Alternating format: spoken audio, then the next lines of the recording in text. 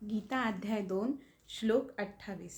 अव्यक्तादीनि भूतानि व्यक्तमध्यानि भारत अव्यक्त निधनान्नेव तत्र का परिवेदना। सर्व सृष्ट पदार्थ आरंभी म्हणजे उत्पत्तीच्या पूर्वी अव्यक्त असतात आणि त्यांची मधली अवस्था व्यक्त असते आणि ज्यावेळी त्यांचा संपूर्ण नाश होतो त्यावेळी ते पुन्हा अव्यक्त होतात.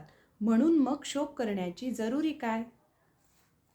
भगवद्गीतेत सांगितलेला हा वैदिक निष्कर्ष जर आपण मान्य केला की कालांतराने ही भौतिक शरीरे नाश पावणारी आहेत, परंतु शरीरधारी जीवात्मा मात्र शाश्वत आहे, तर मग आपण हे नेहमी लक्षात ठेवले पाहिजे की शरीर हे एखाद्या पोशाखासारखे आहे. म्हणून जर तो पोशाख बदलला तर त्या बदलाबद्दल शोक का करावा?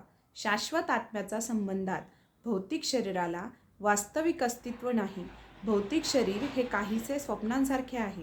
स्वप्नात आपण आकाशात उडत आहोत किंवा राजासारखे रथात बसलो आहोत असे आपल्याला वाटते, परंतु जेव्हा आपण जागे होतो तेव्हा आपल्याला असे दिसते की आकाशातही उडत नाही किंवा आपण रथातही बसलेलो नाही. भौतिक शरीराला वास्तविक अस्तित्व नाही. या आधारावर वेदातील ज्ञान आत्मसाक्षात्काराच्या प्राप्तीला प्रोत्साहन देते. म्हणून मनुष्याचा विश्वास आत्म्याच्या अस्तित्वावर असो वा नसो, शरीराच्या नाशाबद्दल शोक करण्याचे कारणच नाही. जय योगीश्वर, जय श्रीकृष्ण.